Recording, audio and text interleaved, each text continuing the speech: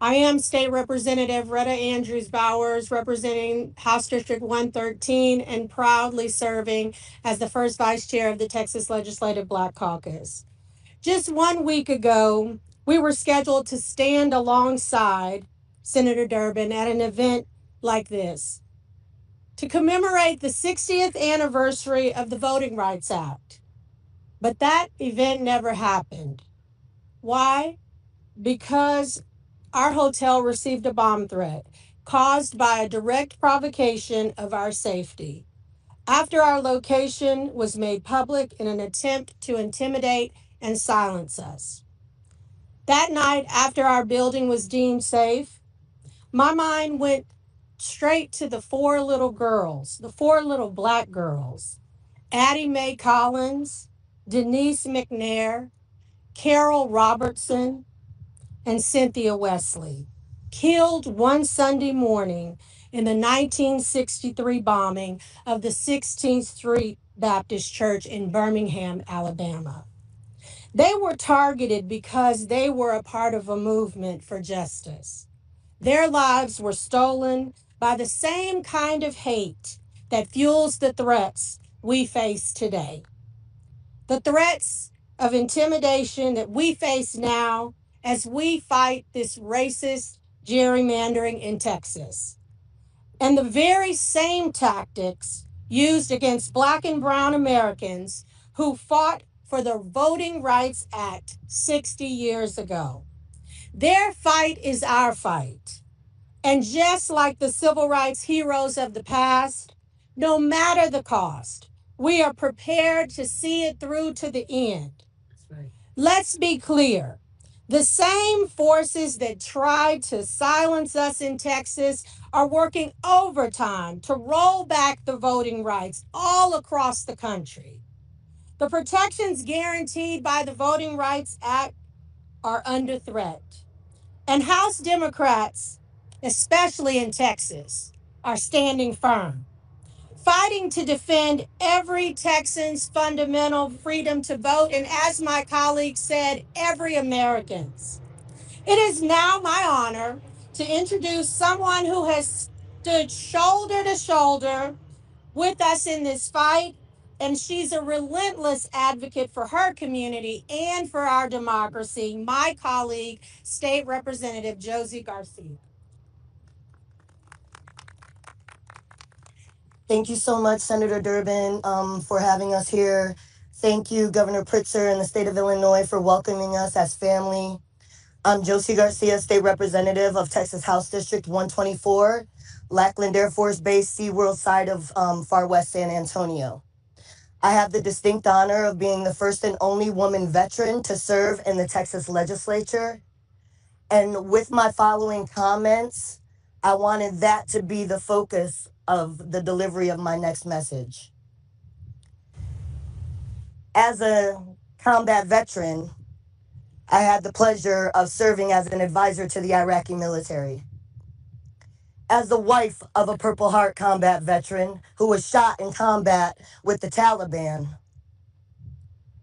imagine my surprise when I find myself being hunted by my own state government. Imagine my surprise when I find hostile territory in my backyard in the hill country because of politics. Imagine my surprise when upholding the Constitution of this United States of America has what made me public enemy number one in the state of Texas. I'm proud to represent Military City, USA, San Antonio, Texas. Texas is home to the largest population of veterans in this country. Of 150 members of the Texas House of Representatives, there are 7 of us who have ever worn uniform. So imagine my sense of dishonor when men who have never worn a uniform have zero idea of what it is to sacrifice your life to protect and defend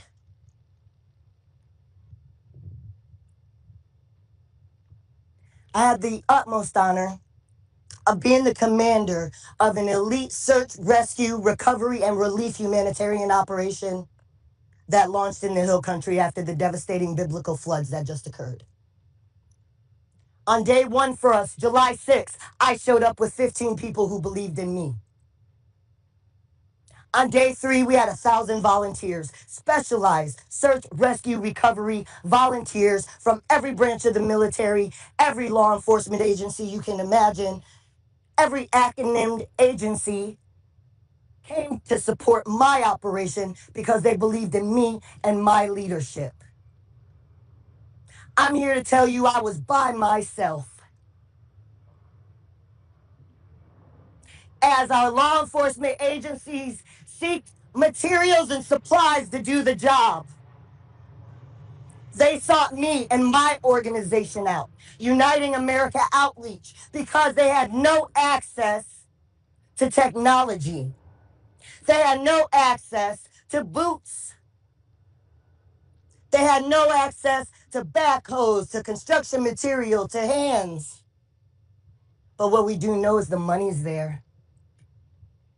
The money is there. We got called to our special session, and I expected this special session would be focused on this biblical flood that just happened that stole 130 plus lives. And rest assured, ladies and gentlemen, that number in the news is way off. Because if you know anything about the Guadalupe, during 4th of July, you have campers. You have teenagers who decide that they want to go out on their own and sleep on the riverbanks, camp out in their cars. The true number of people that are missing is unknown. I sat through 9 hearings as a member of the Select Redistricting Congressional Committee. 9 hearings I sat through as unanimously Texans of all backgrounds, Republican, Black, Democrat, Muslim, Christian, they all had the same unified message since the first time since 9/11. And that unified message is, why are we talking about an illegal, unconstitutional redistricting when there's people who don't have food in the Hill Country in our own backyard? Those pleas were ignored. And so for everybody that's asking why we are here, because we had no other choice. We tried to be diplomatic, we begged, we pleaded. If the families of dead children can't get the governor to write them a check, then who the hell are we? This is a call to action to everybody who's watching right now and you can't believe what you're hearing. I'm a messenger. I've been in politics for 3 years. I'm not beholden to anything or anybody other than this Constitution and this United States. And what I tell you what's happening right now is criminal. None of us have committed a crime. Yet we are public enemy number 1 to the FBI. Well, we know there's pedophiles walking freely amongst them. So any consequences that comes to us being here, we will gladly take. Because to defend and protect the Constitution, but most importantly, to defend and protect this nation, this is going to steamroll through the rest of the country, and we need all of you on board. Thank you so much. Please, we need you.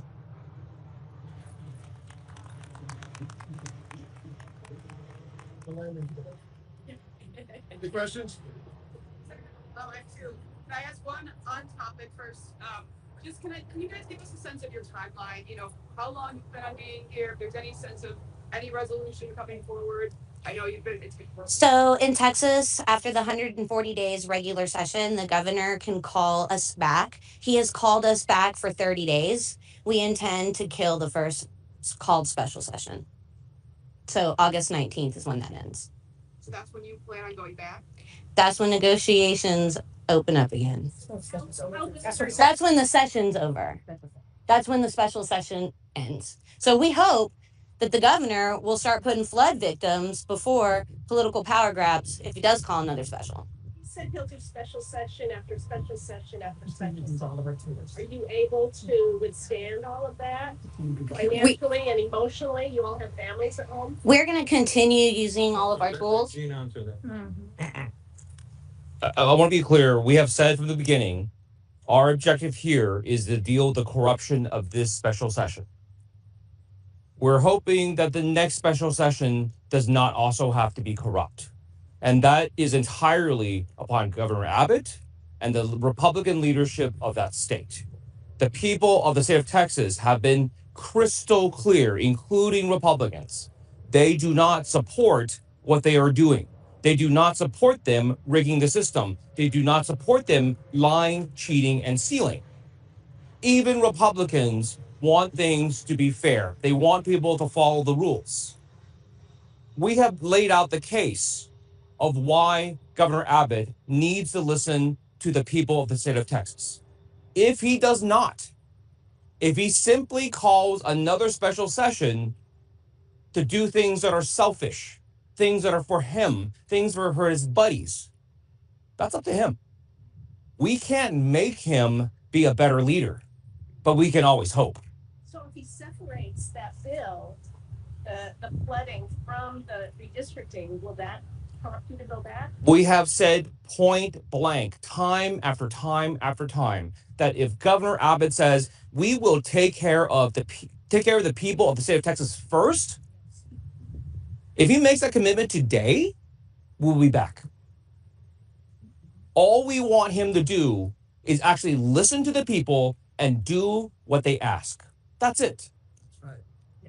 About the financial piece of it, if I may, real quick, when we're talking about the financial piece of what's happening right now, keep in mind that it costs a lot of money to call a special session.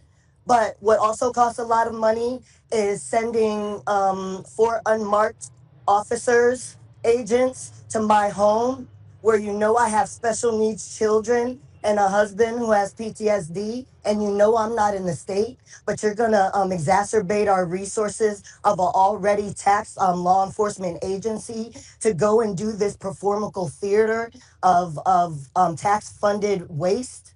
This is fraud, waste, and abuse in its purest form, and that needs to stop immediately. Can you all raise your hand if you've heard that your families are being watched by Everybody. I've already had state troopers at my home this morning. multiple times. This morning Multiple days in a row. and last night. Senator, if we may ask an off-topic question, can we get your reaction to the president's decision to federalize the DC Police Department and deploy the National Guard? First, let me tell you, I am sympathetic and feel a bond to the victims of violent crime wherever they occur, in the District of Columbia, in Illinois, in Texas, and in any state. Having said that, what the president did this morning was political theater. His idea in federalizing the police force of DC ignores the reality. They are making dramatic progress in reducing violent crime in DC. And so it's a typical move by this president to create chaos and uncertainty and to draw the attention from other issues like Jeffrey Epstein and his papers, draw the attention away from the concern of American families that healthcare is beyond their reach and the cost of living is beyond their reach. He's trying to change the subject. He won't be able to do that. Are you concerned Chicago will be next, especially given the deployment of the National Guard troops? I can't predict where this president will move next, but I will tell you, this is no way to solve the problem of violent crime. Yeah, but he's doing legal. It is legal under the Home Rule Act for 48 hours. He can federalize the DC police force. Then it can be extended another 30 days, and then it takes an act of Congress. He also vowed to end no cash bail in Chicago. Any reaction to that? He's rewriting laws in every state. He should focus on the laws he's responsible for. The big, beautiful budget, so to speak, is a bill that's devastating to the American economy, and the American people know it. He ought to address that. But can we have a discussion that what Trump is doing right now in terms of federalizing local police force, what Governor Abbott is doing using the state guard, what Ken Paxton and John Cornyn are doing, calling in the FBI. This is all together one piece. This is about the rise of authoritarianism in our country. This is about saying that we don't care what your local city wants. We don't care what your state wants. We don't care what you do that's good for your people. We're going to tell you what to do. And this is not just a blue state issue. This is going to come to red states just the same. Like Texas is a state that is violently proud of our independence, whether you're a Democrat or a Republican. And you're watching the leaders who in years past, no matter if the president was a Democrat or Republican, they say, we're going to do what we want. Thank you.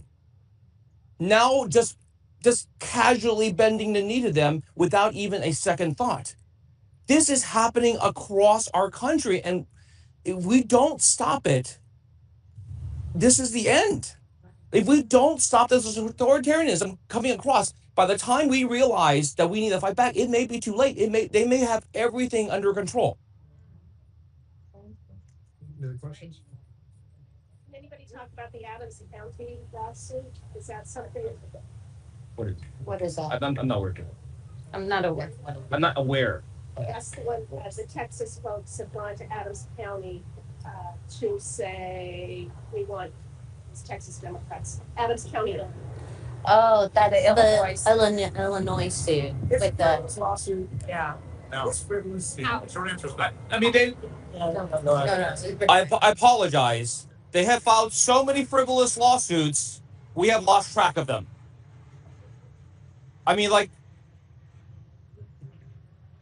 as an attorney,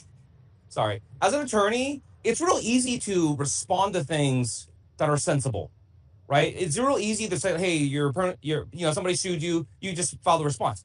But when the stuff they file is so bizarre, so wrong, like our attorneys are like, we don't even know where to start to say every single thing that they're doing is just illegal and wrong and unconstitutional. It's like they're saying that like the American people are just too dumb to know what we're doing. We'll fool them. But like any cursory look at everything they're filed, from the stuff in California to the stuff in Illinois, even the stuff in Texas, is nonsense. And like these are adults that we elected to govern us, and they're just treating our country and our system of government like it's a joke. They're just using it to play around with, batting it back and forth like a kitten. It's insane that these people are our leaders. Last question. I asked for presidents are really also. We have many cities that are bad. Look at Chicago. Given that, they've sort of made a target on Chicago, are you concerned about essentially actions that can be taken here going forward? President Trump was hoping you would ask that question. That's why he said Chicago. He always mentions Chicago in his list of cities. What a coincidence. They all happen to be in blue states. That's where he focuses his political attention. I am concerned about crime, as I'm certain everyone here is. Bottom line is, chaos is not the answer. This sort of a theater of the absurd politics is not the answer.